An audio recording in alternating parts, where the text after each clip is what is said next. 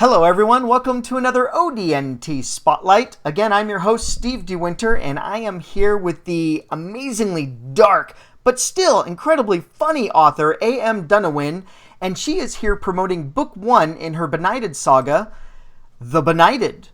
So we'll definitely, I asked her earlier what that meant, and so we'll definitely get back into that, but that's a really good cover, and that's a redo. This is her third cover for it, and I'm really liking this cover. So they always say don't judge a book by its cover, but this looks like a really good read. Let's go ahead and switch on over.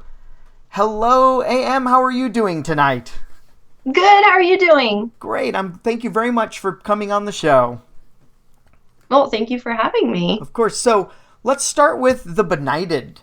What does that mean? Benighted. Benighted basically means being barbaric, a state of unenlightenment, being very dark, which is basically the whole atmosphere of the book. So you call yourself a dark fantasy author. I do. What does that mean for all of us who are reading? We read a fantasy and we think dragons and wizards and, for fantasy, but a dark fantasy is a bit different. A little bit. It kind of goes downhill about halfway through the story. It usually becomes very dark. It starts to show the deep, really hard parts of humanity, or at least my books do.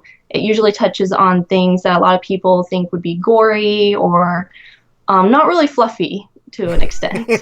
It's not a feel-good story. Not really. We try to make it feel good, but it usually doesn't turn out that way. It gets dark real fast. Very fast. Usually we think, halfway through, and a lot of people are like, yeah, that lasts about 10 pages. And so what was your inspiration for wanting to do a fantasy, but want to make it get closer to the realm of horror and uber suspense? Oh, well, it turns out the whole kind of muse for The Benighted was the video game Dishonored. Oh, that's a good one. I like that game. Well, mine came from frustration because I wanted to be a gamer. In fact, I built a computer so I could be a gamer, so I could go back into it, because the last game I played was Super Mario.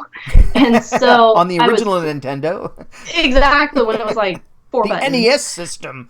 Yes, exactly. I was like, what happened to everything?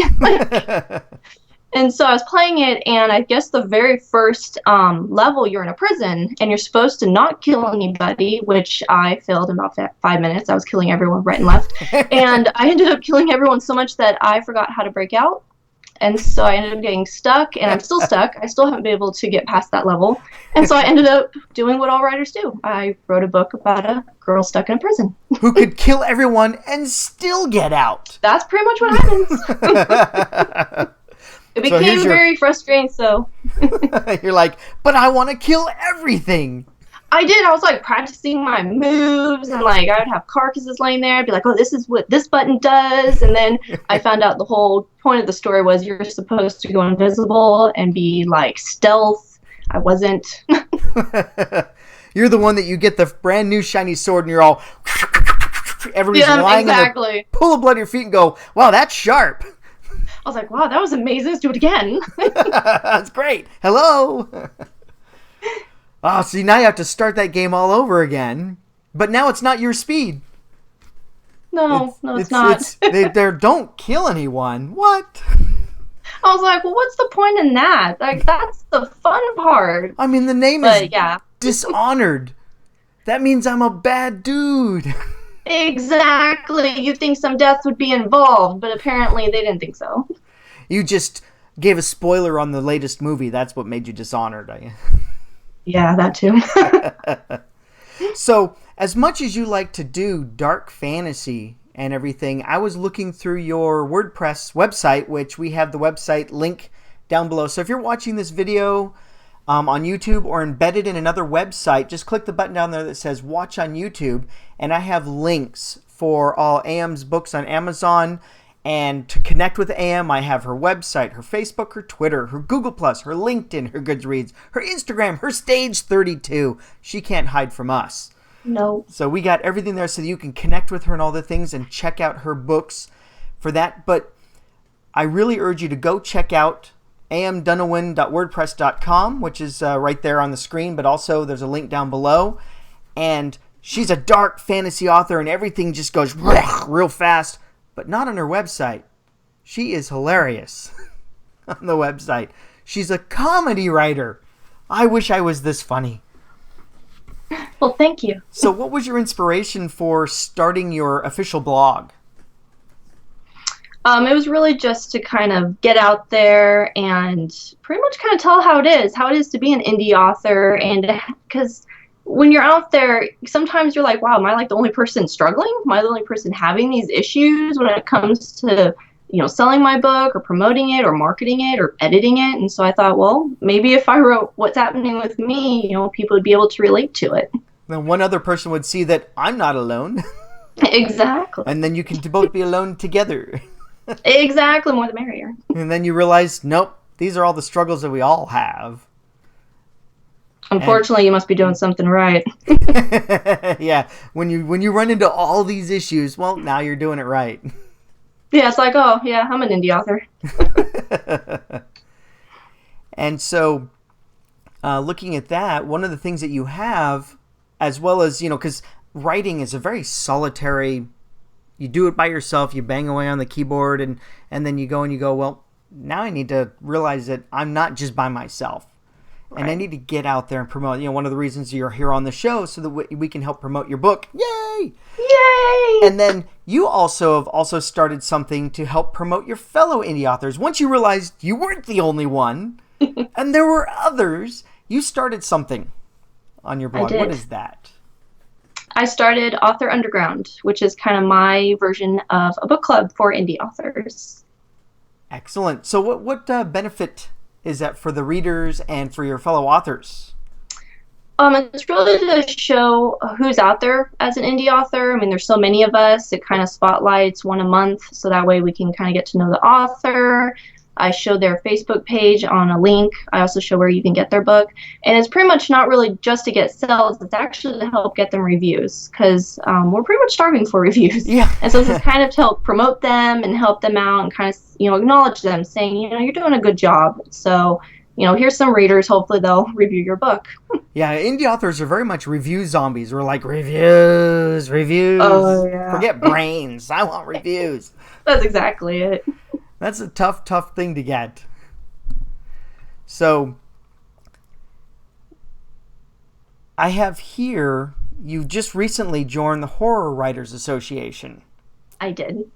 And so what was, so you started out with doing dark fantasy, and then we were talking earlier before the show when I asked you, well, why did you join the Horror Writers? I didn't consider that to be like Stephen King or Dean Koontz or anything. But dark fantasy, you said, is very close to horror, but on a fantasy side. Right. It's it actually is a lot like horror. A lot of them can get very gory, very gruesome, very dark to say the least. But at the same time, it's very fantastical. It's a whole different world. It's not just modern. It's things that they made up, and so that's kind of where the gray line's drawn. Excellent. And so that still puts you fully into the horror side of it, because when we think of fantasy, we think of shiny unicorns and magic. Exactly. And maybe there's a dark guy, but he's the bad guy. We don't really focus on that, and we're going to stop him and everyone has a grand old time. Yep, that's exactly. A lot of people say, and even I thought that until I actually wrote my book and realized that it went way south. And so when I was trying to think of, keywords, I realized that dark fantasy was becoming a very big genre. It was basically borderline horror, because it wasn't as horrific as horror is, but it was still there. It was still something that people wouldn't consider fluffy and light and fantasy. Something that you want to dream about. Right. It's fantasy is dreams, dark fantasy is nightmares. Pretty much. It kind of gets down to that point. And that's actually what my book has a lot of nightmares in it. Oh, very cool. So tell us a little bit about what the story is about. The story is basically about this Princess Royal. Her name is Skylar. She's imprisoned because her personal knight, whose name is Harlan, is framed for killing her father, who's the king of this realm, Corinth. The whole story, she's in the prison and she's actually being tortured, which the scenes kind of get a little graphic, not too detailed, but enough to where you feel like you're kind of there. And the whole story leading up to the point she's imprisoned is told through flashbacks. And so it kind of comes down to, is she going to just kind of give up like a normal person would in those situations, you know, just kind of say, okay, let me die, or is she going to basically fight to the end and take as many of them with her? So not rise up above it, but take them all out with her when she dies. Pretty much, kind of like me on that game. Everyone's dead. Oh, like everyone's gone, and then, oh, I was supposed to find a bomb to blow that wall out. Oops. They tell your character, go to hell. It's like, you first, I'm following you. That is exactly kind of, I think actually character says that at one point. Nice. Sounds like my kind of story. Oh, good. And so you've got a strong female character in this one, it sounds like. Very strong. And a severe kick-ass female if she's going to go down kicking and screaming, right? Oh, definitely. She's very much for justice and for standing up for what's right, even when she's the only one standing. But what was kind of cool is the secondary character, male character, Harlan, who's for Personal Knight. He's a very strong character as well, because he's considered one of the Benighted, which is one of the men who go to war first. So he's very calm and collective, at the same time very tactical and used to bloodshed. And he actually kind of helps her not gain her standing or her confidence, but kind of like feeds into it. Like, you have these tools, here's how you can continue on with it. Oh, excellent. So this is called The Benighted Saga, and this is book 1. So that means we have more books coming from this? At least 3 more. Ah, very nice. And so you're well along, I think, on the second one you mentioned. Yes, it's outlined about halfway through. I'm hoping in about a year it'll either be done or at least in the editing stage. So hopefully soon. Excellent. So you mentioned outline. So that sounds like, you fall on the outline side of the outline versus just write it crowd?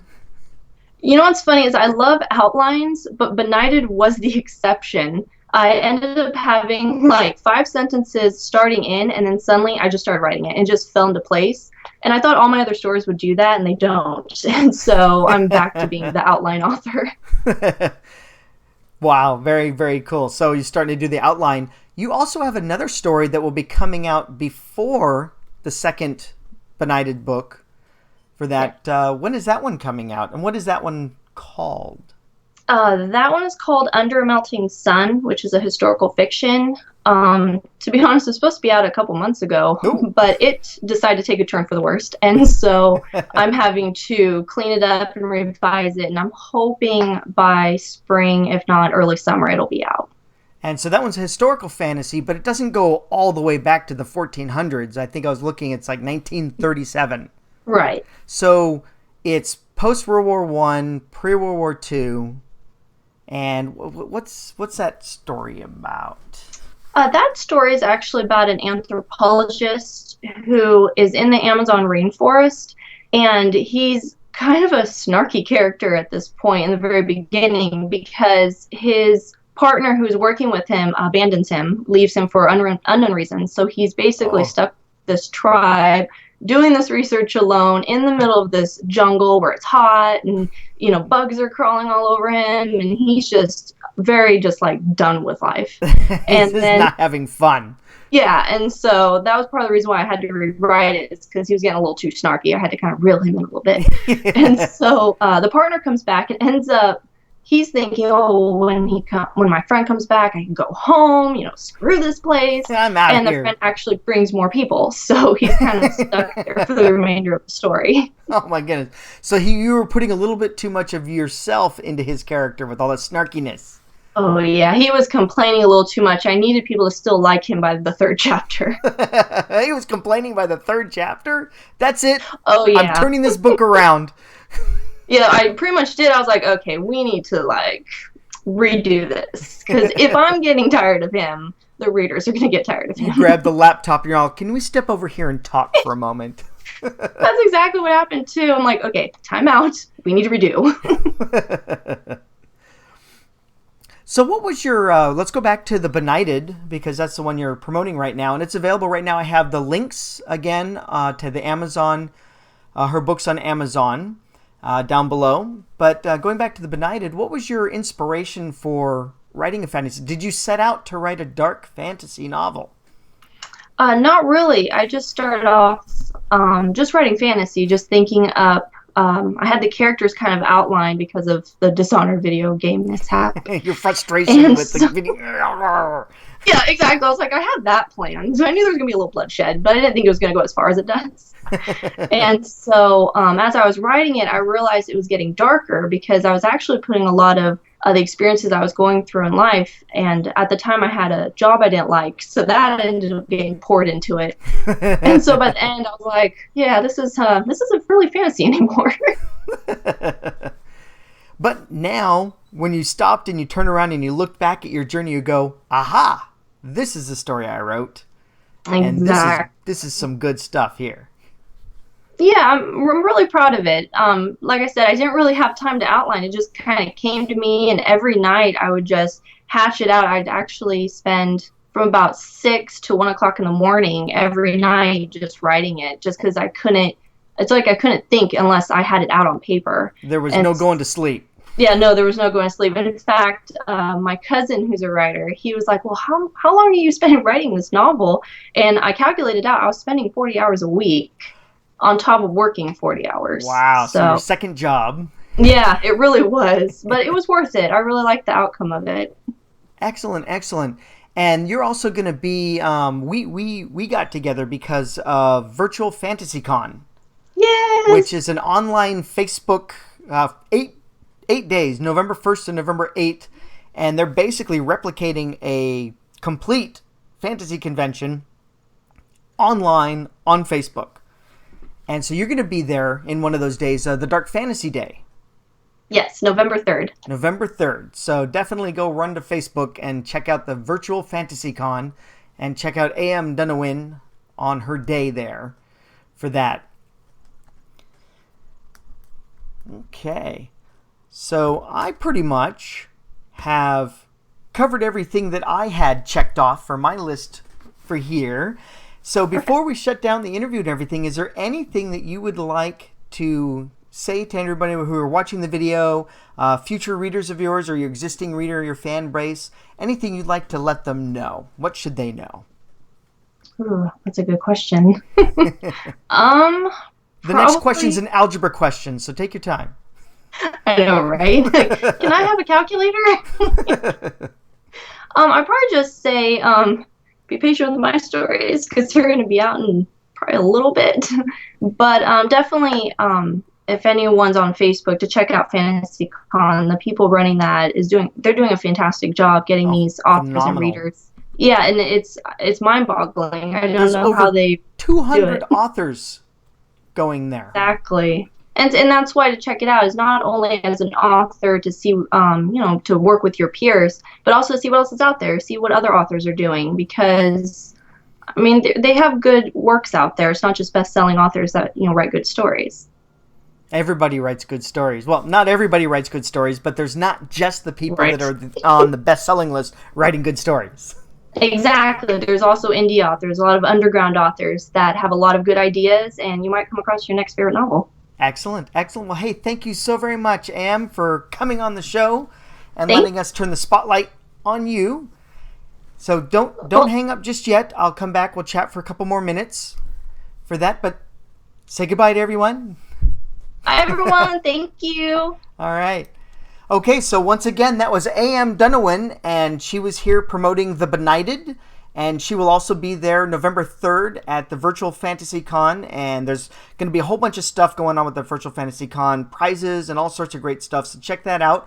But also, I really, really urge you to go ahead and check out her website, amdunnewin.wordpress.com. And also the link down below for her Amazon. Check out The Benighted. She also has a couple other books that we actually didn't mention. She has some books set in the Roaring 20s, I think, Speakeasy, and the other one was Rum Runner. So those ones also sounded really cool. A couple of novellas there for that. And definitely check out her Amazon page. Check out her website. Thank you very much for watching ODNT Spotlight again. I'm Steve DeWinter, your host. Don't forget to subscribe to this channel. We have many more authors, artists, musicians, actors, anybody I can get on my show, I'll have on my show. So thank you very much. Have a great day. Goodbye.